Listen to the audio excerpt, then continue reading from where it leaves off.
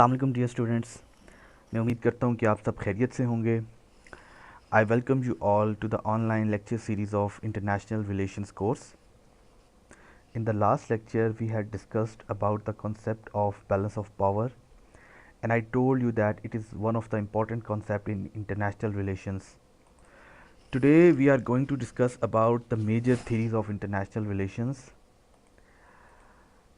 Following are the major theories of international relations. We have liberalism, we have new liberalism, we have realism, and lastly we have new realism. And today we will discuss about liberalism and realism, and new realism and new liberalism will be discussed in the next lecture. So we start from liberalism. तो हम लोग यहाँ से background से start करते हैं. Before World War I, it was generally perceived that the two main reasons of war are coastal benefit and self defense. इसका मतलब है कि वर्ल्ड वॉर वन से पहले ये एक समझा जाता था कि जो जंगें होती हैं, दुनिया जो जंगों की तरफ जाते हैं, इसके पीछे दो रीजंस हैं. एक है कोस्टल बेनिफिट और दूसरा है सेल्फ डिफेंस. कोस्टल बेनिफिट का मतलब है जब एक स्टेट किसी दूसरी स्टेट की इकोनॉमी से फ़ायदा उठाना चाहती है तब वो जंग करती है. और सेल्फ डिफेंस का मतलब है जब एक स्टेट अपने बचाव के लिए जंग करती है तो वो रीज़न बनता है जंग का. तो ओके, जो वर्ल्ड वॉर वन जब हुई तो ये ऑब्ज़र्व किया गया कि coastal benefit plus self defence plus autocratic leadership, ये रीजंस हैं जंग के, वर्ल्ड वॉर वन के. और ये किसका मानना है? ये लिबरलिज्म वालों का मानना है. वो लोग जो लिबरलिज्म की थ्योरी को फॉलोअर्स हैं या जो लिबरलिज्म स्कूल ऑफ थॉट से बिलोंग करते हैं, उनका मानना है coastal benefit plus self defence plus autocratic leadership जो है, ये तीनों फैक्टर मिल के वर्ल्ड वॉर वन का रीज़न बने थे. तो ऑटोक्रेटिक लीडरशिप का मतलब है जब किसी नेशन के पास बहुत ही एग्रेसिव किस्म का हुक्मरान आ जाए या फिर ऐसा हुक्मरान आ जाए जिसके पास तमाम डिसीजंस लेने की पावर हो और वो जज्बाती किस्म का हुक्मरान हो, तो ये चीज़ें हैं जो दुनिया को वॉर की तरफ लेके जाती है. अच्छा, इसे हम मज़ीद थोड़ा सा एक्सप्लेन करेंगे कि जो लिबरलिज्म वाले हैं उनका इनके अलावा और किन चीज़ों पे उनका बिलीव है कि ये फैक्टर्स हैं जो दुनिया को जंग की तरफ लेके जाती हैं. पहला coastal benefit already we discussed, self defence and autocratic leadership. इसके बाद जो चौथा है वो है अलाइंसेस. इसका मतलब है जो लिबरलिज्म वाले हैं वो उनका मानना है जब मुख्तलिफ स्टेट्स कोई अलाइंसेस बनाती हैं, कोई एसोसिएशंस बनाती हैं बाकी स्टेट्स के साथ, ताकि अगर कोई फ्यूचर में उन पे हमला कोई स्टेट करे तो ये स्टेट्स मिल के उस स्टेट पे हमला करें, तो इसे कहते हैं अलाइंसेस. इस तरह जो एक और फैक्टर है वो है non democratic structure of the state. इसका मतलब है जहाँ पे डेमोक्रेसी नहीं होती या ऐसी स्टेट जहाँ पे डिक्टेटरशिप या फिर कोई किंग क्वीन वाला सिस्टम है, तो वो भी रीज़न बनेगा वॉर का. तो लिबरलिज्म वालों का मानना है कि जब ये फैक्टर्स होंगे तो दुनिया में जंग के चांसेस ज़्यादा होंगे. और ये लोग कहते हैं कि अगर हम लोगों ने पीस को मेंटेन करना है दुनिया में तो हमें इंटरनेशनल सिस्टम से इन पांचों फैक्टर्स को निकालना होगा. Liberalism believes that if we want peace in the world, we have to remove all these things from the international system. वही बात यहाँ पे की गई है. अच्छा, अब हम देखते हैं फीचर्स ऑफ लिबरलिज्म. यहाँ पे हमने जो लिबरलिज्म की थेरी है इसे मुख्तलिफ सब हेडिंग्स में डिवाइड कर दिया है ताकि ज़्यादा आसानी से इस थेरी को हम समझ सकें. तो जो पहला पॉइंट है वो है जी antithesis to the theory of realism. Antithesis का मतलब है ऑपोजिट. जो रियलिज्म की थेरी है ये उसके टोटली ऑपोजिट है लिबरलिज्म की थेरी. अब आपको कैसे पता चलेगा कि ये ऑपोजिट है? जब आप रियलिज्म को भी पढ़ लेंगे. तो जो अब इसी लेक्चर में हम रियलिज्म को पढ़ेंगे तो आप उसके बाद हम कंक्लूजन में देख लेंगे ये दोनों थेरीज़ कैसे एक दूसरे के ऑपोजिट हैं. अच्छा, जो दूसरा पॉइंट है वो है इस्टेब्लिश पीस. जो लिबरलिज्म की थेरी है उसका जो मेन पॉइंट है या आप कह सकते हो मेन क्रक्स है इस थ्योरी का, वो ये है कि हमने पीस को मेंटेन करना है, चाहे जो मर्ज़ी करना पड़ जाए हमें, लेकिन हमने दुनिया में पीस को मेंटेन करना है। ये इस थ्योरी का मेन पॉइंट है। अच्छा जी, जो थर्ड पॉइंट है वो कहता है कि human nature is peace loving and good nature. इसका मतलब है जो लिबरलिज्म की थ्योरी है इसने इंसान की नेचर का एक बड़ा पॉजिटिव व्यू दिया है कि इंसान की नेचर जो है वो बहुत ही अच्छी किस्म की नेचर है और ये पीस को पसंद करती है, अमन को पसंद करती है। इसमें देखिए mutual cooperation and benefits. Mutual cooperation से मतलब है कि इंसान एक दूसरे के साथ कोऑपरेट करना चाहते हैं, क्योंकि उन्हें पता है जब हम कोऑपरेट करेंगे तो हमें इससे दोनों जितने भी आपस में कोऑपरेशन होगी इससे बेनिफिट होगा सबको। तो human nature is cooperative and believes in progress and mutual benefit. जब वो कोऑपरेट करेंगी ह्यूमन नेचर एक दूसरे के साथ तो प्रोग्रेस भी होगी और सबको बेनिफिट होगा उसका। लेकिन अगर कुछ फैक्टर्स हैं लाइक करप्शन, एग्रेसिव लीडर आ जाएं तो ये चीज़ें दुनिया को और इंसानों को जंगों की तरफ लेके जाती है। तो ये था लिबरलिज्म की आइडियोलॉजी या थ्योरी का तीसरा पॉइंट। जो चौथा पॉइंट है वो ये है कि कॉन्सेप्चुअल फ्रेमवर्क। कॉन्सेप्चुअल फ्रेमवर्क में बताया गया कि harmony of interest.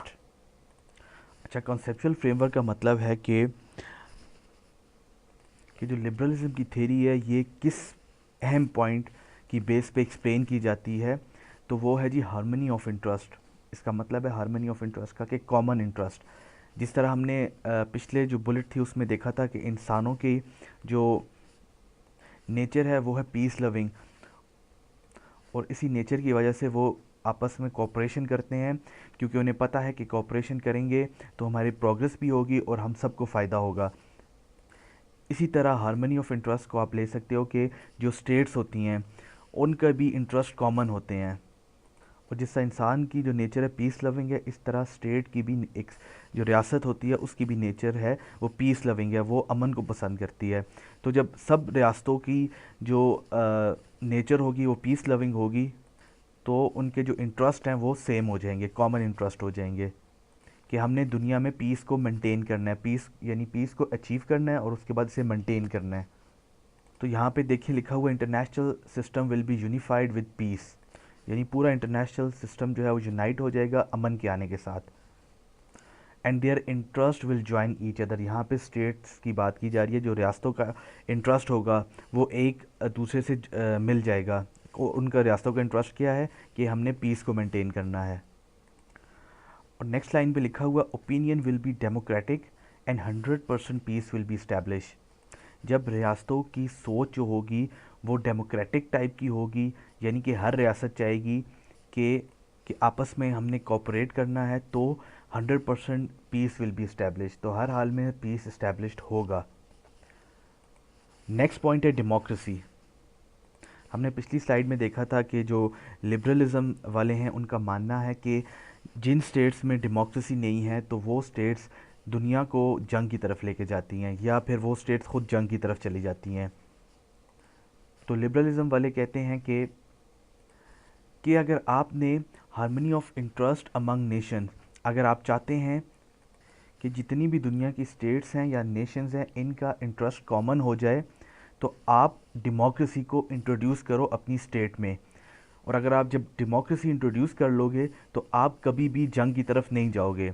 In short आप ये देख लो कि लिबरलिज्म जो है वो डेमोक्रेसी को प्रमोट करना चाहते हैं, डेमोक्रेसी के बारे में कहते हैं कि इसे इंट्रोड्यूस करो अपनी कंट्रीज़ में। जिन कंट्रीज़ में डेमोक्रेसी नहीं है उन्हें चाहिए कि ये सिस्टम ऑफ गवर्नमेंट को अडॉप्ट किया जाए। अब डेमोक्रेसी क्या है?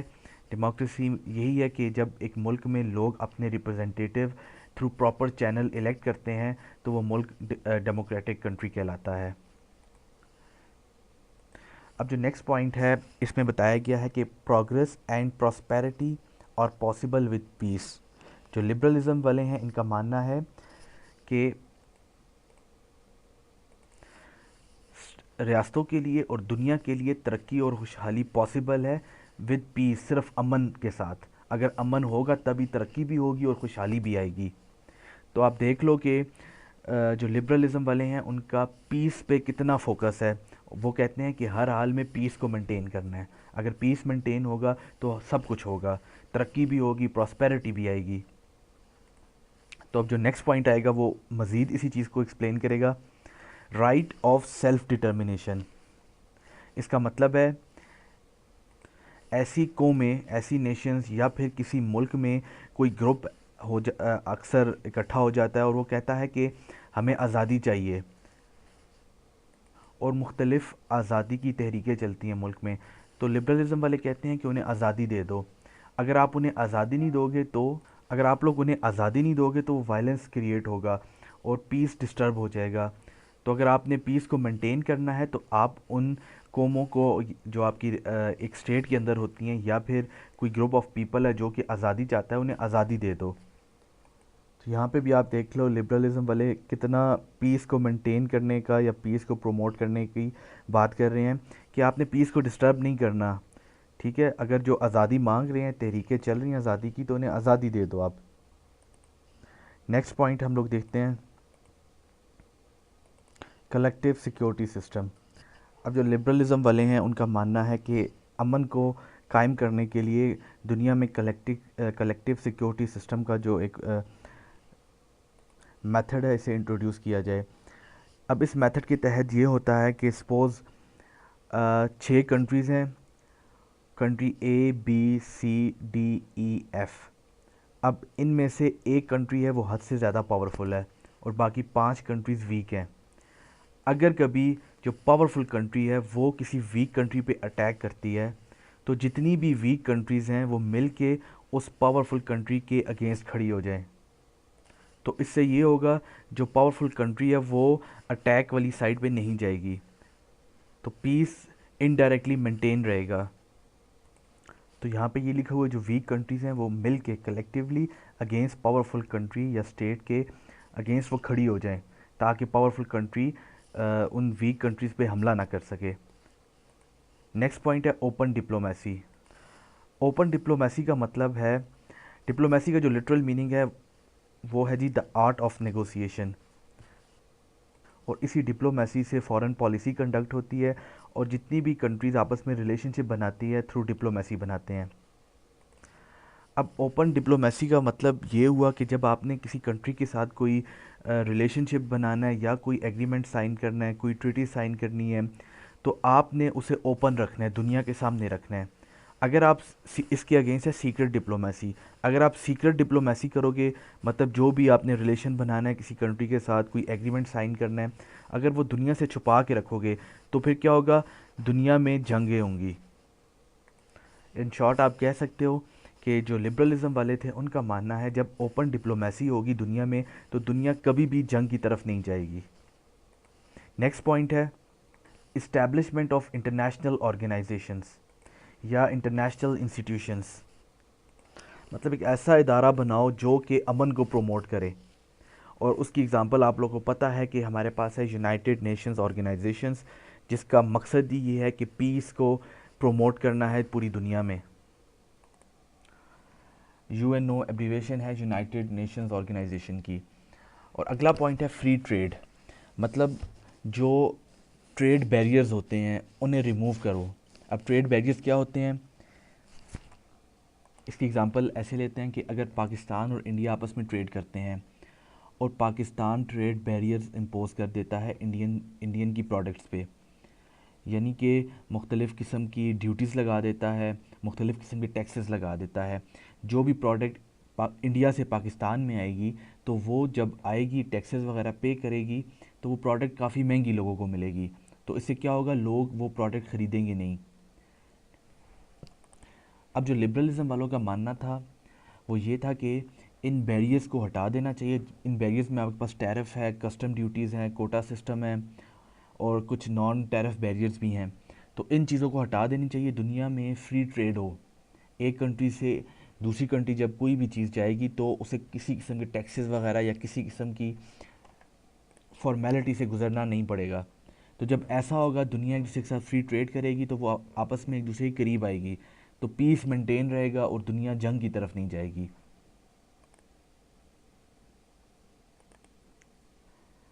तो ये आप लोग मुझे उम्मीद है कि आपने साथ साथ इन्हें नोट डाउन किया होगा अपने पास। Antithesis to the theory of realism, establish peace, human nature is peace loving and good nature. Conceptual framework जो है लिबरलिज्म थ्योरी का वो है जी हार्मनी ऑफ इंटरेस्ट, मतलब कॉमन इंटरेस्ट। फिर डेमोक्रेसी के बारे में लिबरलिज्म वाले बात करते हैं, और लिबरलिज्म कहते हैं प्रोग्रेस और प्रॉस्पेरिटी पॉसिबल है सिर्फ अमन के साथ। और राइट ऑफ सेल्फ डिटर्मिनेशन, जो कौमें या जो लोग आज़ादी चाहते हैं उन्हें आज़ादी दे दो। फिर कलेक्टिव सिक्योरिटी सिस्टम की बात की है कि मिल के वीक स्टेट्स जब खड़ी हो जाएंगी किसी पावरफुल स्टेट की तरफ तो जंग के होने के चांसेस कम हो जाएंगे। फिर ओपन डिप्लोमेसी का कॉन्सेप्ट है। फिर इस्टेब्लिशमेंट ऑफ इंटरनेशनल इंस्टीट्यूशंस हैं जो अमन के लिए काम करेंगे, अमन को प्रोमोट करने के लिए जिनका मोटिव होगा। फिर फ्री ट्रेड है कि आपने फ्री ट्रेड करनी है, तो जब फ्री ट्रेड होगी तो ऑटोमेटिकली लोग करीब आएंगे आपस में और फिर पीस मेंटेन होगा। तो ये थे जी फीचर्स।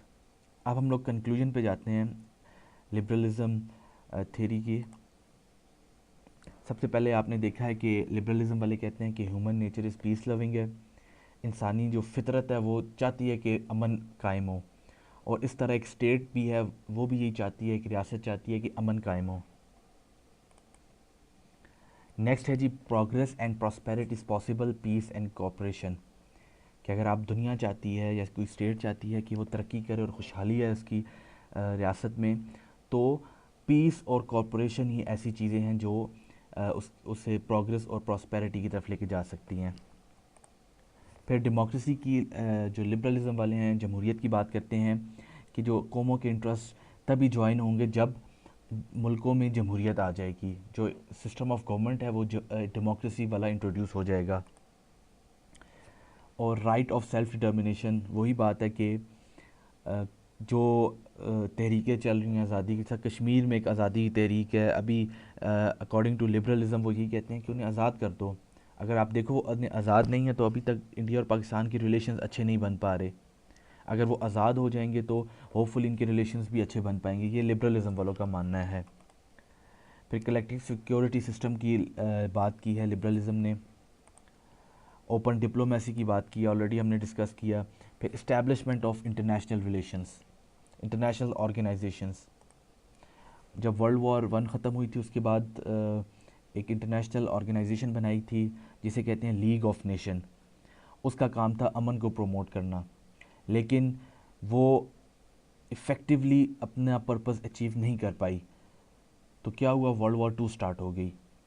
तो वर्ल्ड वॉर टू के बाद भी जब मुख्तलिफ जो लीडर्स थे, जो आप कह सकते हो जो पावर्स थी उस वक़्त की, उन्होंने देखा कि जंगों का फ़ायदा कुछ भी नहीं है, नुकसान ही है। तो उन्होंने कहा था अब हमने पीस को प्रमोट करना है, अब हमने फिर से एक नई ऑर्गेनाइजेशन बनानी है। तो United Nations world war two के बाद बनी थी। इंशाल्लाह ये हमारा यूएन का टॉपिक होगा कंप्लीट। तो ये था जी लिबरलिज्म की थ्योरी। अब हम लोग देखते हैं रियलिज्म को। अच्छा जी, रियलिज्म हम स्टार्ट करते हैं जी। According to realism human nature is aggressive and selfish. अब यहाँ पे एक बड़ा नेगेटिव पिक्चर दी जा रही है इंसान की नेचर के बारे में, जबकि आपने देखा था जो लिबरलिज्म वाले थे उन लोगों ने एक पॉजिटिव पिक्चर दी थी। अब आप देखो एक इंसान के कुछ पॉजिटिव एस्पेक्ट्स भी होते हैं और नेगेटिव एस्पेक्ट्स भी होते हैं। जो लिबरलिज्म वाले थे उन्होंने टोटली पॉजिटिव एस्पेक्ट्स की बात की है। अब रियलिज्म वाले टोटली एक नेगेटिव एस्पेक्ट की बात कर रहे हैं कि ह्यूमन नेचर है ये सेल्फिश भी है और एग्रेसिव किस्म की होती है, अपने इंटरेस्ट की बात करती है। इस तरह जो एक रियासत है, स्टेट है, उसकी नेचर भी एग्रेसिव है और सेल्फिश है। तो जो रियलिज्म का कॉन्सेप्चुअल फ्रेमवर्क है, कॉन्सेप्चुअल फ्रेमवर्क से मुराद वो पॉइंट जिसकी बेस पे आप रियलिज्म की थ्योरी को एक्सप्लेन कर सकते हो, वो है जी कॉन्फ्लिक्ट ऑफ इंटरेस्ट। जो लिबरलिज्म वाले थे उनका मानना था कि जब नेशंस या स्टेट्स आपस में रिलेशंस बनाती है तो वो रिलेशन तब बनाती है क्योंकि उनके इंटरेस्ट जो हैं वो कॉमन होते हैं। उन जो कॉन्सेप्चुअल फ्रेमवर्क था लिबरलिज्म का वो था कि हार्मनी ऑफ इंटरेस्ट, के इंटरेस्ट कॉमन है। अब जो रियलिज्म वाले हैं वो कहते हैं कि जब एक स्टेट किसी दूसरी स्टेट के साथ रिलेशंस बनाती है तो उसमें स्टेट अपना नेशनल इंटरेस्ट देखती है, किसी दूसरी स्टेट का नेशनल इंटरेस्ट नहीं देखती। तो चूंकि स्टेट जो है वो एग्रेसिव भी है और सेल्फिश भी है, तो जो उनके इंटरेस्ट होंगे मुख्तलिफ स्टेट्स के, उस उनमें कॉन्फ्लिक्ट पाया जाएगा। हर स्टेट के अपने इंटरेस्ट होंगे नेशनल। अच्छा, जो रियलिज्म वाले हैं उनका मानना है कि स्टेट इज़ अ की एक्टर, ब्रैकेट में लिखा हुआ पावर ऑफ द स्टेट। जो लिबरलिज्म वाले थे उनका जो मेन पॉइंट था वो था पीस, हमने पीस को मेंटेन करना है एट एनी कॉस्ट। जबकि जो रियलिज्म वाले हैं उनका मानना है कि स्टेट को पावरफुल करना है, और जो स्टेट होगी वो खुद ही पीस कायम कर रहेगी। तो स्टेट उनके नज़दीक एक बहुत की एक्टर है, बहुत अहम स्टेट का रोल होता है, और स्टेट को पावरफुल बनाओ। ये था जी रियलिज्म का जो मेन पॉइंट आप कह सकते हो रियलिज्म थ्योरी का। नेक्स्ट हम देखेंगे हैंस मॉर्गेंथो। इसके बारे में मैंने ऑलरेडी आपसे एक बार पहले भी इसका रेफरेंस दिया था क्लास में। जो हैंस मॉर्गेंथो है, ये इनका मानना है power is the only source to control all the violence act and establish peace. इसका मतलब है कि हैंस मॉर्गेंथो समझते हैं कि अगर आपके पास पावर है तो आप जितने भी वायलेंस एक्ट होते हैं इसे आप कंट्रोल कर सकते हो, और पावर ऑटोमेटिकली आप अचीव कर लोगे, पावर को, सॉरी, पीस को आप ऑटोमेटिकली अचीव कर लोगे। तो मेन पॉइंट है कि आपने आपके पास ज़्यादा से ज़्यादा पावर होनी चाहिए। जो लिबरलिज्म वाले थे वो ये भी कहते थे कि इंटरनेशनल ऑर्गेनाइजेशंस बनाओ जो कि पीस को प्रमोट करेंगे। जबकि जो रियलिज्म वाले हैं वो कहते हैं कि इंटरनेशनल ऑर्गेनाइजेशन बनाने की ज़रूरत नहीं है, जस्ट एक काम पे फोकस करो कि रियासत को पावरफुल करो। ठीक है, अब कौन कौन सी रियासत की पावर्स होती हैं ये आपको पता है, आपने नेशनल पावर का पूरा टॉपिक डिस्कस किया हुआ है। तो जब रियासत पावरफुल होगी तो ऑटोमेटिकली जितने भी वायलेंस एक्ट हैं ये ख़त्म हो जाएंगे और ख़ुद ब खुद पीस इस्टेब्लिश हो जाएगा। आगे देखते हैं जी, peace promote automatically with an increase in a power of state. ठीक है, ये वही बात डिस्कस की गई है। अच्छा, अब ये कोई रियलिस्ट फ़िलासफ़र्स के नेम हैं जो कि आपको इंटरनेशनल रिलेशंस की बुक्स में मिलते हैं। एक तो हैंस मॉर्गेंथो का मैंने आपको बता दिया है, फिर थॉमस हॉब्स है, निकोलो मैकियावेली हैं। ये दो भी इम्पोर्टेंट रियलिस्ट फ़िलासफ़र्स हैं। थॉमस हॉब की इसके अलावा एक और भी बहुत कंट्रीब्यूशन है, इन्होंने सोशल कॉन्ट्रैक्ट थ्योरी दी थी, जिसमें इन्होंने यही बताया था कि सोसाइटीज़ हैं कैसे बनती हैं, कैसे बनी है ये सोसाइटी। और इन्हीं की थ्योरी के साथ दो फिलोसफर्स और थे जिन्होंने सोशल कॉन्ट्रैक्ट थ्योरी दी थी। एक का नाम था जॉन लॉक और एक का नाम था जे रोसो। ये तीन बंदे हैं जिन्होंने सोशल कॉन्ट्रैक्ट थ्योरीज दी हैं अपनी अपनी। तो ये खैर अभी का तो नहीं है हमारा topic. Anyhow, according to realism states work only to increase their own power relative to that of other states. इनका मानना है कि जो स्टेट्स हैं वो सिर्फ अपनी पावर को इंक्रीज़ करने के लिए काम करते हैं ताकि बाकी स्टेट्स की निस्बत उनकी पावर इंक्रीज़ हो जाए। और global politics is just about power and self interest. और ये जो ग्लोबल पॉलिटिक्स होती है ये सिर्फ पावर और सेल्फ इंटरेस्ट की गेम है। ये रियलिज्म का मानना था। अब नेक्स्ट देखते हैं। अब नेक्स्ट स्लाइड में हमारे पास है जी फीचर्स ऑफ रियलिज्म। जैसे हमने जो लास्ट हमारा लिबरलिज्म की थ्योरी थी उसे हमने मुख्तलिफ सब हेडिंग्स में डिवाइड कर लिया ताकि हम लोग उसे ज़्यादा अच्छे से अंडरस्टैंड कर सकें। इस तरह हमने रियलिज्म थ्योरी को भी मुख्तलिफ हेडिंग्स में डिवाइड कर दिया है। पहला है जी antithesis to the theory of liberalism. अब आपको कुछ आइडिया हो रहा होगा कि जो लिबरलिज्म वाले थे वो टोटली इस रियलिज्म के अगेंस्ट थे, वो कुछ और बात करते थे और ये रियलिज्म वाले कुछ और बात करते हैं। फिर जो रियलिज्म वाले हैं ये कहते हैं human nature is selfish, aggressive nature है, सेल्फिश नेचर है, अपने इंटरेस्ट की बात करती है। इस तरह जो एक रियासत होती है वो भी उसकी नेचर भी सेल्फिश है, वो अपने इंटरेस्ट की बात करती है। और इसी वजह से जो इंटरनेशनल सिस्टम में कॉन्फ्लिक्ट ऑफ इंटरेस्ट है, कोई भी कंट्री अगर किसी कंट्री के साथ रिलेशन बनाएगी तो उसका मोटिव ये होगा कि अपने इंटरेस्ट को अचीव करना है हमने।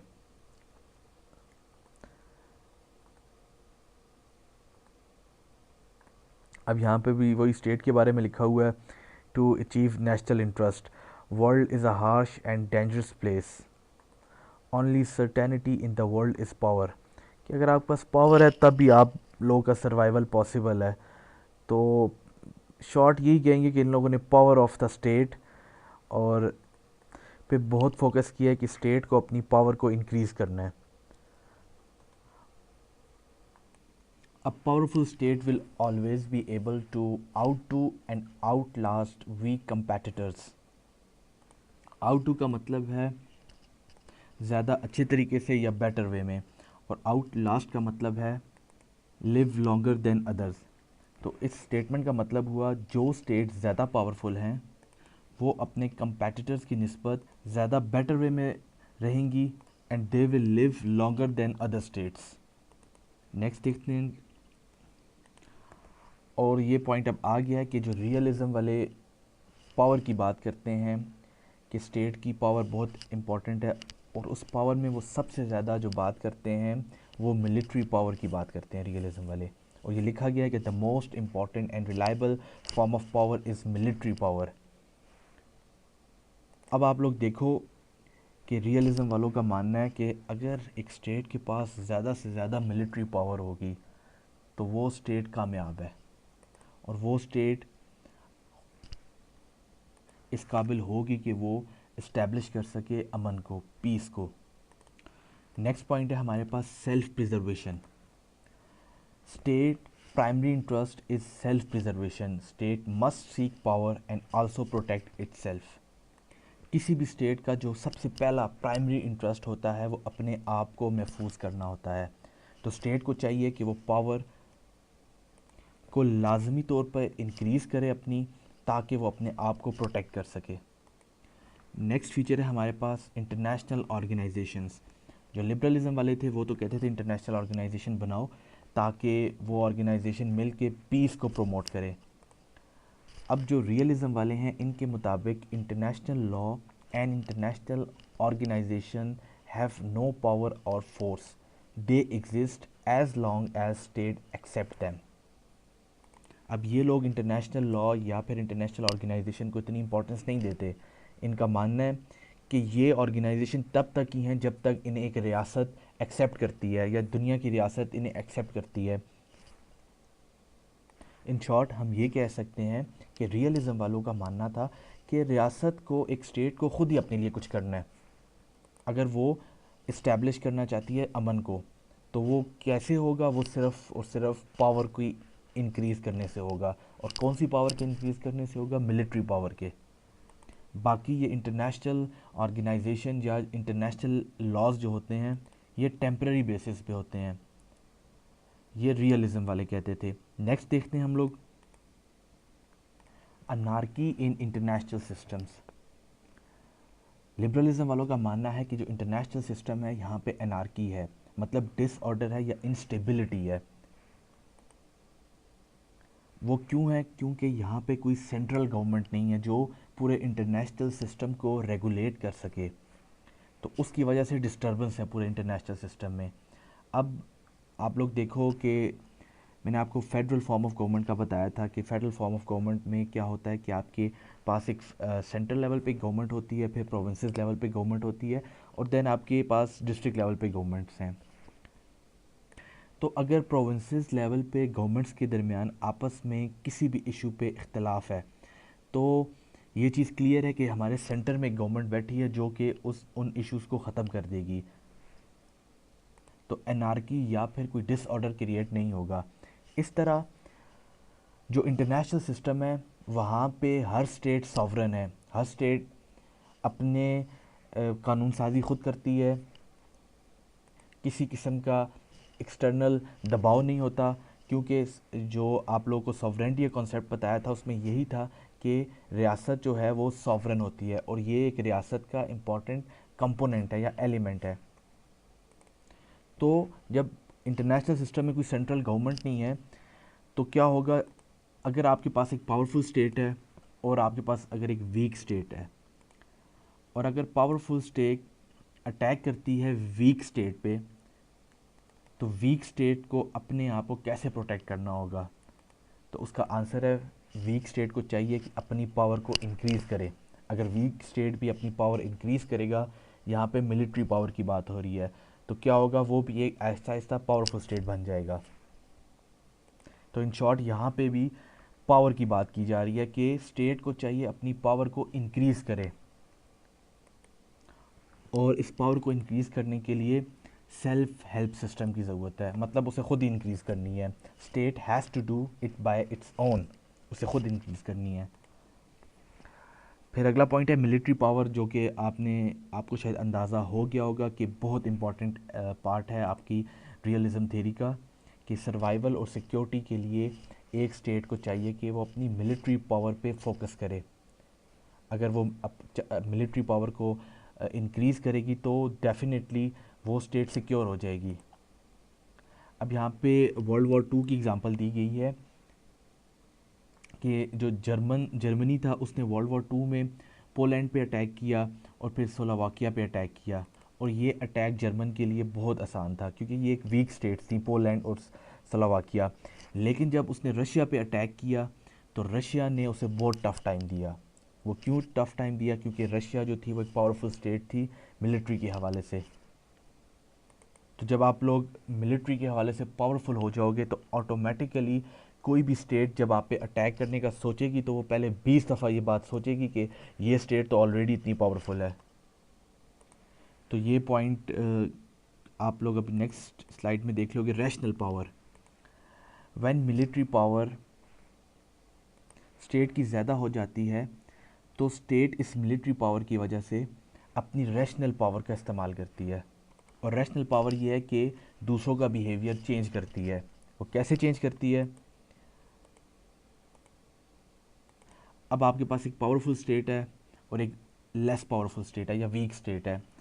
अगर कभी वीक स्टेट को लगे कि किसी भी वजह से हमने अटैक करना है पावरफुल स्टेट पे, लेकिन वो कभी भी वीक स्टेट पावरफुल स्टेट पे अटैक नहीं करेगी क्योंकि उसे पता है कि ये पावरफुल स्टेट है, इसके पास मिलिट्री पावर है। तो जो पावरफुल स्टेट की मिलिट्री पावर के होने की वजह से जो वीक स्टेट है या फिर कोई और स्टेट है उनका बिहेवियर ऑटोमेटिकली चेंज हो गया है, और इस तरह जो वॉर है उससे बच गए हैं। Due to high military power of powerful state the behaviour of less powerful state will automatically change and avoid war. ये वही बात यहाँ पे एक्सप्लेन की गई है। अच्छा, एक चीज़ और बता दूं कि जो लिबरलिज्म वाले थे वो कहते थे हमने हर हाल में पीस मेंटेन करना है, और जो रियलिज़म वाले हैं ये कहते हैं हमने हर हाल में वॉर से बचना है। अब वॉर से कैसे बचना चाहेगा?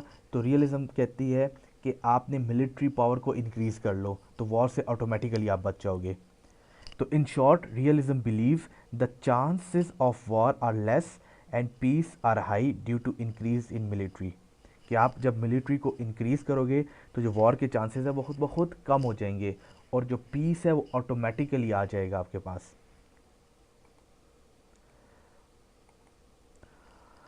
तो यहाँ पे हमने फीचर्स देख लिए, अब हम इसे कंक्लूड करते हैं रियलिज्म की थ्योरी को। अच्छा, ये 5 पॉइंट पे हम इसे कंक्लूड कर देते हैं। सबसे पहले एनार्की की बात की गई है रियलिज्म वालों ने, बल्कि एनार्की से ही पहले उन्होंने ह्यूमन नेचर के बारे में बताया कि सेल्फिश होती है और एग्रेसिव होती है। इसी तरह जो एक स्टेट की नेचर होती है वो भी सेल्फिश और एग्रेसिव होती है। स्टेट के लिए जो अहम चीज़ है वो अपने नेशनल इंटरेस्ट को अचीव करना है। फिर एनार्की की बात की गई है कि जो इंटरनेशनल सिस्टम है वहाँ पे एनार्की है, इंस्टेबिलिटी है, क्योंकि कोई सेंट्रल गवर्नमेंट नहीं है और इस वजह से डिस्टर्बेंस है इंटरनेशनल सिस्टम में। पावरफुल स्टेट किसी भी वक्त वीक स्टेट पे अटैक कर सकती है, तो वीक स्टेट को अगर अटैक से बचना है तो वीक स्टेट को चाहिए सेल्फ हेल्प सिस्टम, यानी कि अपने सर्वाइवल और सिक्योरिटी के लिए वीक स्टेट को अपनी मिलिट्री पावर पे फोकस करना है। अगर वो मिलिट्री वाइज अगर वो अपनी पावर इंक्रीज़ कर लेती है तो वॉर के चांसेस कम हो जाएंगे और पीस ऑटोमेटिकली अचीव किया जा सकता है। इसके अलावा रैशनल पावर की बात की गई है कि जो पावरफुल स्टेट होते हैं मिलिट्री के हवाले से, वो अपनी मिलिट्री की पावर का इस्तेमाल करके दूसरी स्टेट्स की बिहेवियर चेंज करते हैं, तो इस तरह वॉर से बचा जा सकता है। तो ये था जी रियलिज़म। आज हमने लिबरलिज़म की थ्योरी को देखा और रियलिज़म की थ्योरी को देखा, और हमने कोशिश की इन्हें साथ साथ हम कंपेयर भी करें। तो आज का लेक्चर यहीं तक था, इसे मैं वाइंड अप करता हूँ यहाँ पे।